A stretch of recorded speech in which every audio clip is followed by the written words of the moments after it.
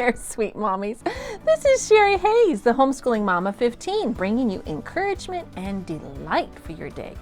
So wash the dishes, fold the laundry, nurse the baby, or just sit and sip some tea while we dive into the good life in Jesus. So what is on my mind today? On my mind today is some more information that will keep you from stressing over homeschooling. Okay, so we're going to talk about rushing children, or actually I think it's like pressuring children. You know, don't pressure your children, don't pressure yourself. Okay, so why do I say this? Well, we know that academics are important, like reading and writing and arithmetic and general knowledge, right? You know, that's history and science, right? And but what is more important? The ability to live well, relationships with God and man, the ability to critically analyze information for positive outcomes. And all this involves using academics, right? Okay, but all a child needs of academics, I'm going to tell you some crazy things now, you got to listen. All a child needs of academics can be taught in 2 to 4 years of study. Now, hold on a minute. Just take that in. 2 to 4 years. I know. So we got a whole generations, hundreds of years of people who've been doing it for 14 years of their lives, right? Okay, let me continue. I'll make my case. Okay. This has been done repeatedly, actually. In World War II, some of the inductees into the Army could not read, write, or cipher at a first grade level.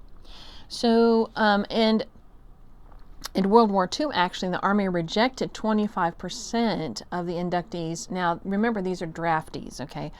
Or 700,000. So these were, it's not like, the reason this is important is because they weren't just taking people that volunteered. These were people that they culled from, just randomly out of the population. So 20%, you can look at this in terms of literacy, okay? 25% of the inductees, or 700,000 recruits, were turned away because they weren't able to pass a basic literacy test. And I've actually seen this test. I don't think even the president could pass it.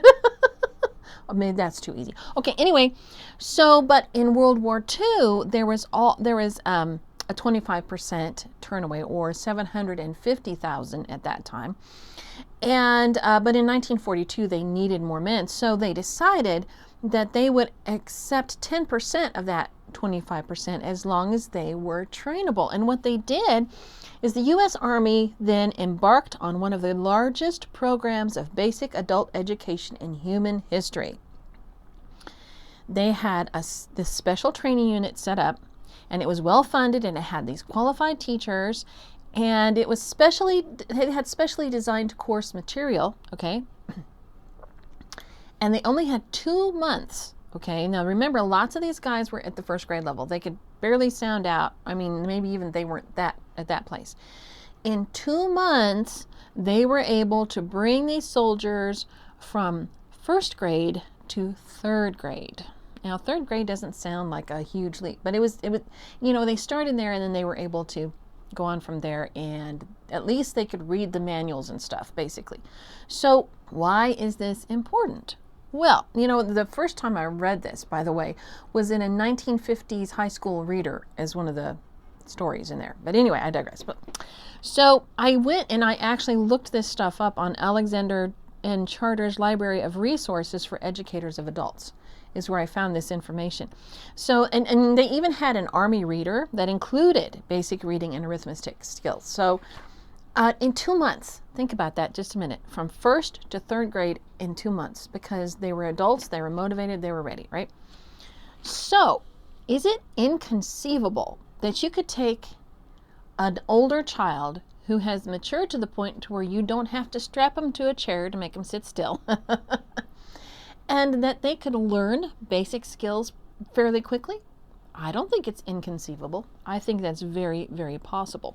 So let me read to you now some quotes, because I love to read to you. I'm going to read to you first something from the book, Successful Homeschool Family Handbook by Dr. Raymond Moore. And I want to read, it's really kind of fun. I mean, these are such fun things. They'll be so encouraging to you. Okay, there is a fella by the name of William Rower who wrote this in November 23, 1972. So this has been around for a while. He said this: all of the learning necessary for success in high school can be accomplished in only 2 or 3 years of formal skill study. 2 or 3 years. Delaying mandatory instruction in the basic skills until the junior high school years could mean academic success for millions of school children who are doomed to failure under the traditional school system. Yeah, right there. 2 to 3 years. Boy, that's crazy. Okay, I've got more stuff. Okay. Here's a story of an actual person. When Dr. J.T. Fisher, later the Dean of American Psychiatrists, started school at 13, unable to read or write, and graduated from a Boston high school at 16, he thought he was a genius until he found that any normal child could do the same. Okay? He added, if a child could be assured of a wholesome home life and proper physical development, this might provide the answer to a shortage of qualified teachers at his time, right? But think about it. He entered school at 13. He was unable to read or write. He graduated then at 16, and he went on to be the Dean of American Psychiatrists. All right, just crazy, right? 3 years. That's 3 years, guys. Okay. Okay. Here's another statistic, or another, Mermelstein and Schulman proved that, at least until ages 9 or 10, children who went to school did no better than those who did not attend school. All right, there's another one. Okay, and you can look these people up. They're out there. Okay, here's something else he says. We feel sad as we see parents crippling along and burning out instead of having fun and getting great results teaching their own. Educators talk about individual differences, but often pay little attention to them in practice. They don't appreciate that some children read at age 3, while others with a different profile, but just as bright, don't read until 10. Dr. Robert Moon, one of our co-authors and former assistant director of the Council of Exceptional Children, makes a two-pronged comment here.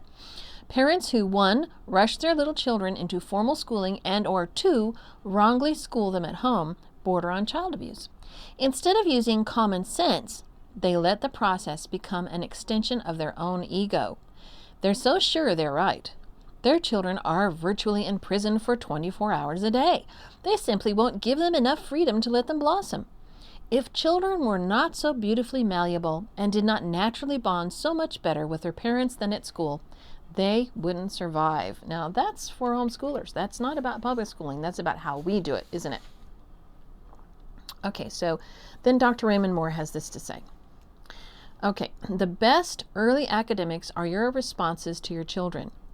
Giving yourself to them in warm fellowship, conversation, travel, reading and telling stories with moral values, working at home chores and cottage industries together, teaching them by example how to serve others in the home and down the street, being alert to their highest motives and interests, and encouraging them to develop their own creative ideas in the sandpile, with kitchen dough, with a telescope, in a diary, and with tools in the garage or garden.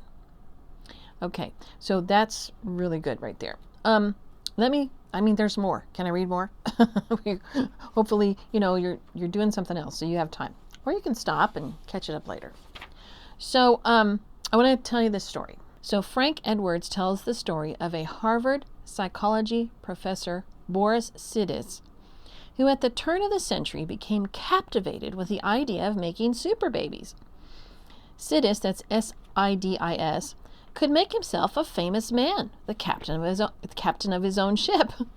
His first exhibit would be his infant son, William. Daily, he hung letters and figures over the baby's crib and called out their names. Sure enough, by 6 or 8 months, the tiny boy could recognize some of them. By age 2, he could read high school books. At 4, he was writing articles in French and English. And by 5, he was writing about anatomy. But by the time he turned 8, William developed a hysterical giggle when placed under stress, giving more the impression of idiocy than brilliance. At 14, Will's father insisted on his first Harvard lecture, where the boy received resounding applause, only to turn from the podium with hysterical and uncontrollable giggles. At the sanitarium, to which he was quickly dispatched by an embarrassed father, he told newsmen he wished only to live like a normal person. He called a halt to his father's experiment, but when he finished at Harvard and joined the faculty of Texas Elite Rice Institute, he found he couldn't get along with others. While trying to establish himself with his peers and students at the institute, he was convicted of inciting a riot and given a suspended sentence. He vanished and was later discovered clerking in a common store.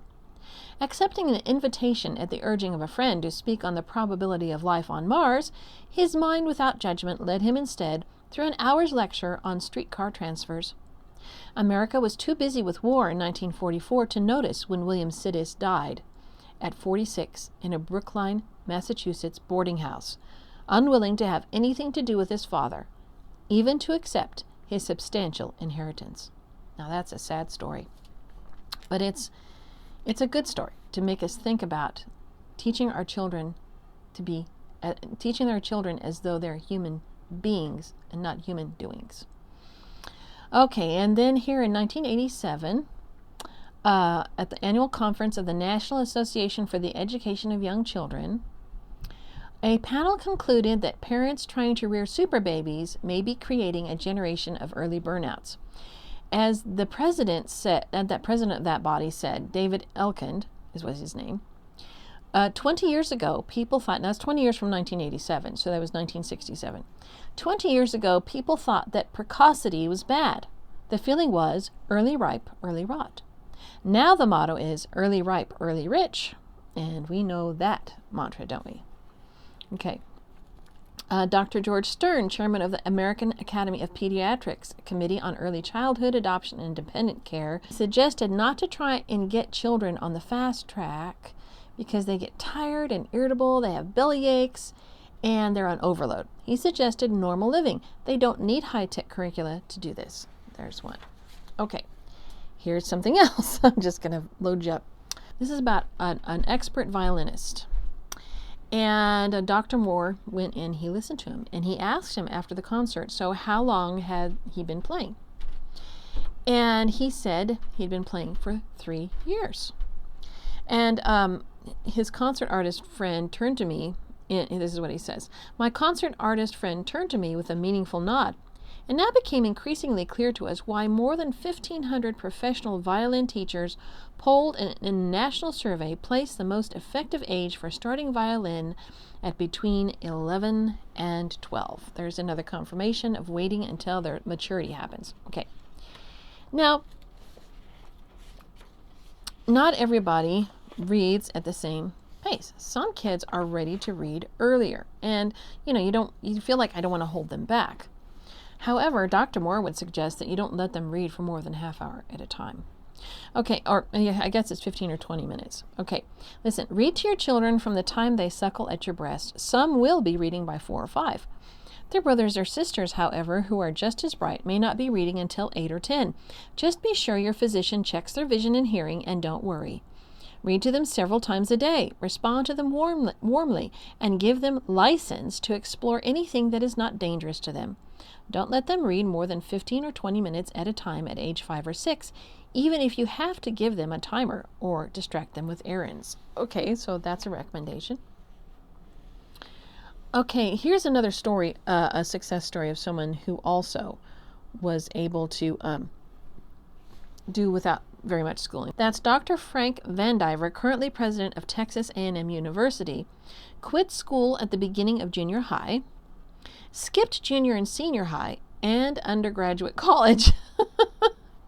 He studied to take the graduate record examination with the help of tutors, passed easily, was accepted into a University of Texas master's degree program, and before long completed his doctorate. So what did he do?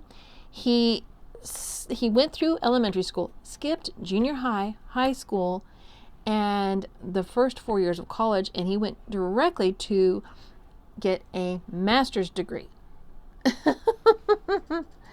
I mean, yeah, there's so many stories of that. I've known of lots more. So schools, colleges, curriculum producers, and social engineers do not want us to become aware of just how little time basic education takes. Okay? If we forced all parties to teach in the most efficient manner, as the Army literacy schools were able to, it is conceivable that school could begin at the age of 10 or 12 and be concluded by the age of 14 or 16, the time before spent on basic reading and study of the scriptures and home life skills. The years after basic education could be devoted to application in the areas of vocation and afterwards for scholarly pursuits. Even college and university studies could be shortened by more concentration on the subject area and less liberal arts, quote unquote, so that one could be completely college educated by the age of 20.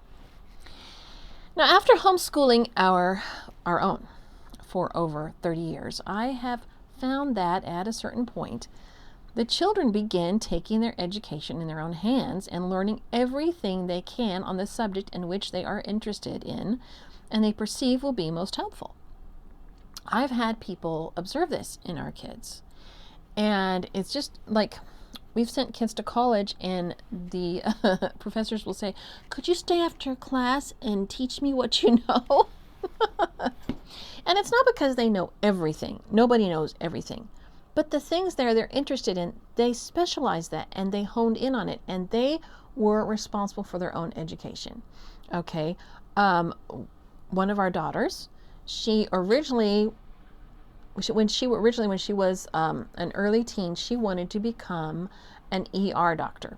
So she spent all of her time, we had this one medical dictionary, and she would pour through that thing, and she learned anatomy, and she learned all these different things. And then she decided, well, I don't know if I want to go to school that long. So then she started studying, paramedic. So she got a paramedic magazine, and she started studying all this kind of stuff. And eventually, she switched and she went over to design, and so she's an amazing designer. She gets paid lots of money. She works from home. She had no problem. Our eldest son, he went and he just really had this vibe with technical stuff. I mean, more than most kids. He would when we took our quiet time in the afternoon, the other kids, they would read novels. He would read the computer manuals for fun. And the only time he went to a public school was when he fixed their computers. He worked for a firm when he was 15, and they fixed the school's computers in our district. And he went in there and he helped them with their computers, and that's the only time he went to school. So anyway, and today he's famously successful in the design and web design field. He works for colleges, by the way. Okay, and I could go on and on. I mean, there are so many stories of kids that, we had one son, and he is challenged. He's on the spectrum. And so he didn't learn to read for a long time. And one day, he just started reading, and then he proceeded to read book after book after book after book after book after book. And just amazing. He knew everything about history. He knows about physics. He knows about everything. When you talk to him, he'll just blow you away with what he knows.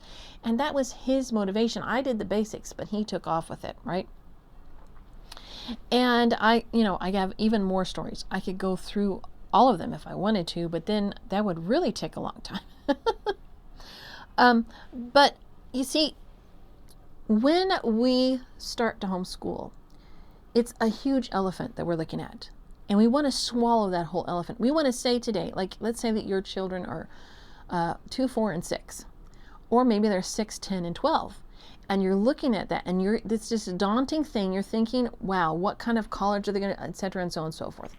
I am going to suggest that instead of eating that whole elephant today, that you just trust God, and for this step that you're on, this year, this month, right?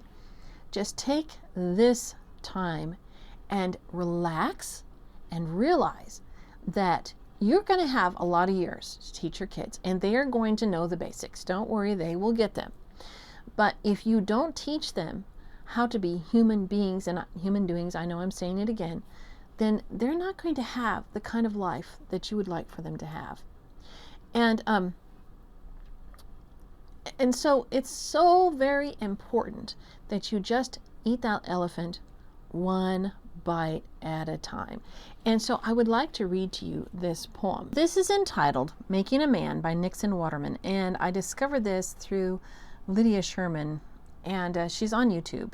I think it's called Lydia Sherman. I think that's what she calls it. But I listen to her. She calls it a radio program, but it's videos, and I love listening to her. I always discover cool things through her. So anyway, here it is, Making a Man by Nixon Waterman. Hurry the baby as fast as you can. Hurry him, worry him, make him a man. Off with his baby clothes, get him in pants, feed him on brain foods and make him advance. Hustle him soon as he's able to walk. Into a grammar school, cram him with talk. Fill his poor head full of figures and facts. Keep on a-jamming them until it cracks. Once boys grew up at a rational rate. Now we develop a man while you wait. Rush him through college, compel him to grab of every known subject, a dip or a dab. Get him in business and after the cash, all by the time he can grow a mustache. Let him forget he was ever a boy. Make gold his god, and its jingle his joy. Keep him a-hustling and clear out of breath until he wins nervous prostration and death. Well, what a way to end it, right? We don't want to keep our kids into the oligarchical global idea that their lives are just to be wage slaves, do we? I mean, we have to work. God says we have to be diligent. That's the way to be blessed. But there's a point at which diligence turns into slavery, and it's not godly, and it's not trusting, and it's not good. So now I will give you something more, and it really works into what we've been talking about. Okay, so I'm going to read to you 2 Corinthians chapter 1, verse 3. And it says this: Praise be to the God and Father of our Lord Jesus Christ, the Father of compassion and the God of all comfort.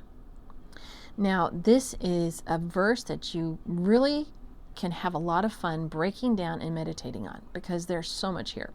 First of all, what I have observed is that Jesus called Satan the father of lies. Do you remember that?